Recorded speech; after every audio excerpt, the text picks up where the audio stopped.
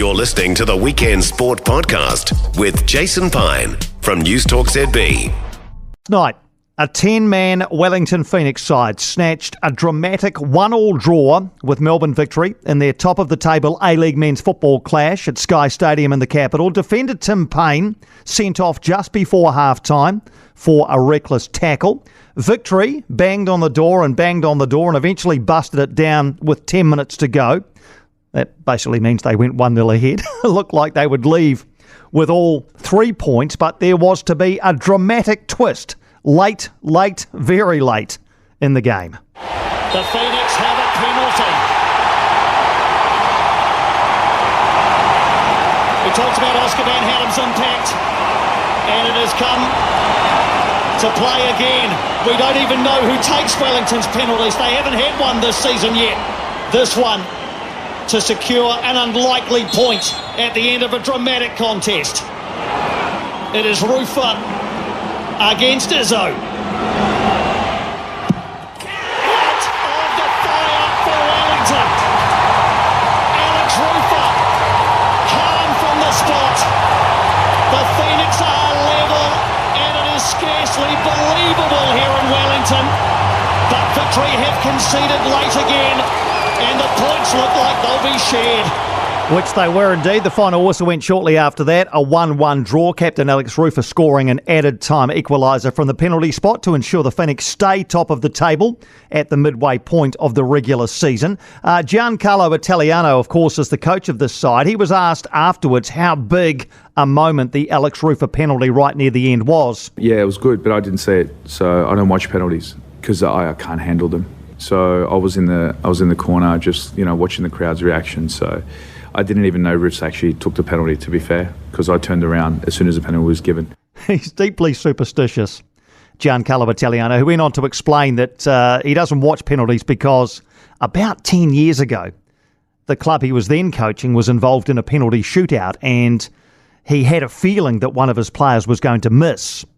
And he watched that penalty, and indeed the penalty was missed. So since then, he has never watched penalties taken by his own team.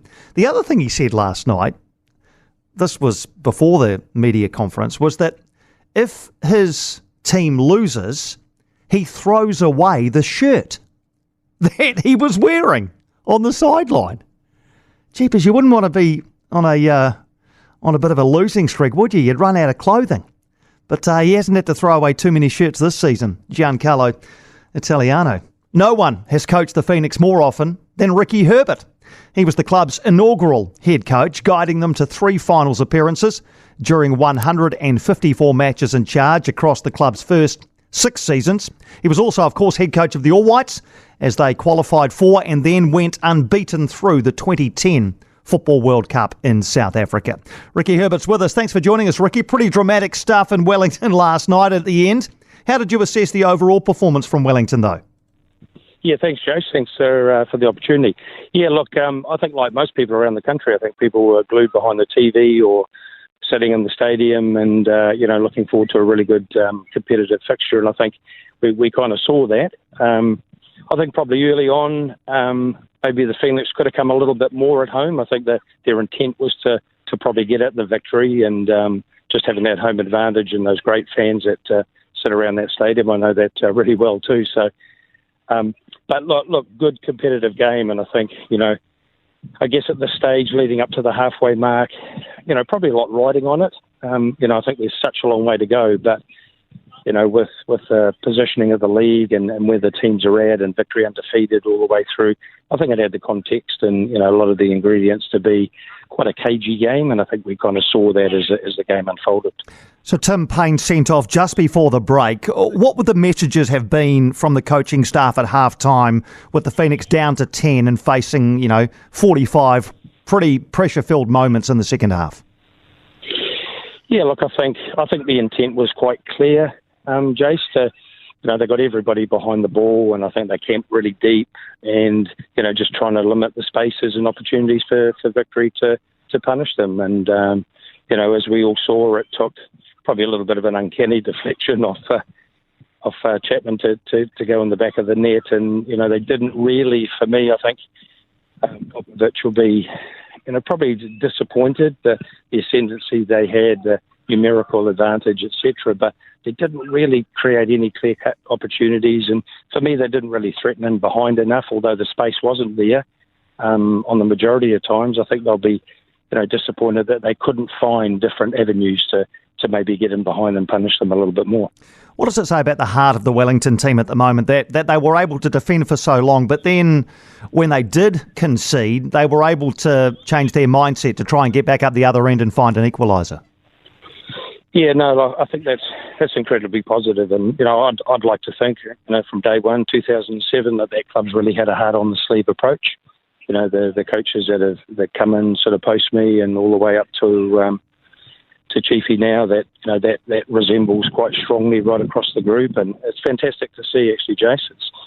I think they probably went, well, we're top of the league, we're still sitting here, if we can do things right and we can execute things well and we can link together and take responsibility individually, and we're going to have to do a bit more than that because we are outnumbered. And to a T, they did it. I think, I don't only look at the players at the back. I think, the two centre halves were very, strong and staunch in what they did. But I think, players sitting in front of that with the balls coming regularly at you, I think collectively, right throughout the group, they were strong, positive and confident. And to launch at the end of it and go in search of getting something, then fantastic. At the end of the day, they all walk away and roll forward to Newcastle. Yeah, well, you laid the foundation for that hard on the sleeve approach all the way back in 2007. You also signed a 17-year-old Costa Barbarouses in 2007, Ricki. What are you seeing from him now as a far more mature player that's been so effective for him and the team this campaign? Yeah, look, I've spoken a couple of times on it, and I think it's quite nice when you're sitting in an armchair watching it on the TV, Jason. You're not, sort of caught up in that sort of emotional side of it. But yeah, look, I think, and I'm looking from afar here, so it's my view, and obviously I don't have the in-depth sort of understanding of it all. But for me, it looks like you've got a player who has been given the confidence. He's playing regularly. I hadn't seen that quite so much previously with him at the Phoenix. That he's kind of maybe in and out of the team. And I think you've got a character and you've got a player who thrives on that opportunity and being there and being given the chances on a regular basis. And I think in return, he's delivering balls in the back of the net. And I think that's that, mutual sort of partnership that the new coach, for me, from a distance, has given him, is that, that real confidence and a breath of fresh air that, listen, Costa, you're a regular player. You're going to lead the line. There's options for you to play a little deeper or wider or more centrally and getting in behind people.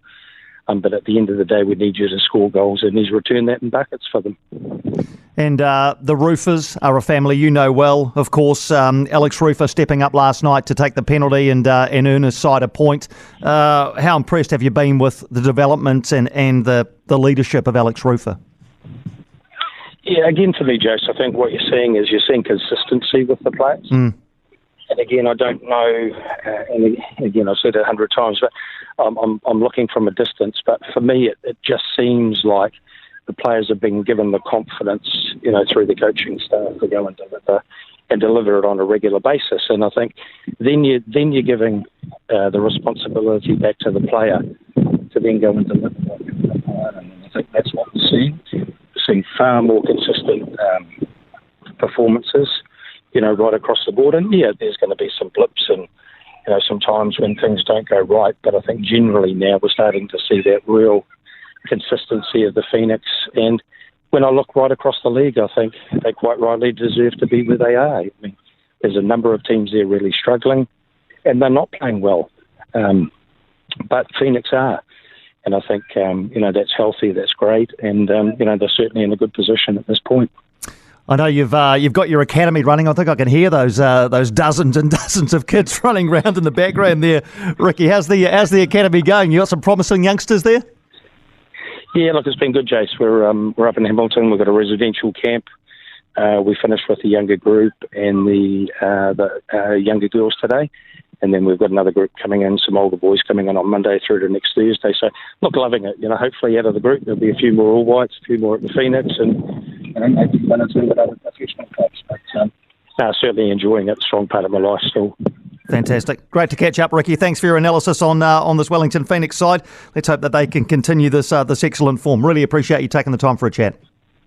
No problem. Thanks, Jason. Thank you, Ricki. Ricki Herbert there, inaugural Wellington Phoenix coach, with his thoughts on the current side, top of the table. A last gasp 1-1 draw last night against Melbourne Victory, which was celebrated in the stands like a win. When you're down to 10 men and battling away against a very, very good football side, and they did. They defended really well, Wellington, against Melbourne Victory for large parts of that second half. They conceded the goal, but then to have the inner drive to go back down the other end when you're down to 10 and try and fashion goal-scoring opportunities, the change in mentality from just being all hands on deck and effectively parking a bus in front of goal to try and secure a point, to then, when you're 1-0 down with only 10 minutes to go, try and get back up the other end and score a goal. I thought it was impressive, really impressive. Great heart from this side. If you were there last night, I'd like to know what it was like in the stands. I'm a bit isolated. I do the commentary for Sky TV. I'm a bit isolated up in the commentary box. I can obviously hear the noise coming through the sound effects, and man, it was loud. So loud last night. And I've seen some fan videos as well. It looked brilliant when Alex Rufus scored that equaliser right at the end. But what was it like in the middle of it all?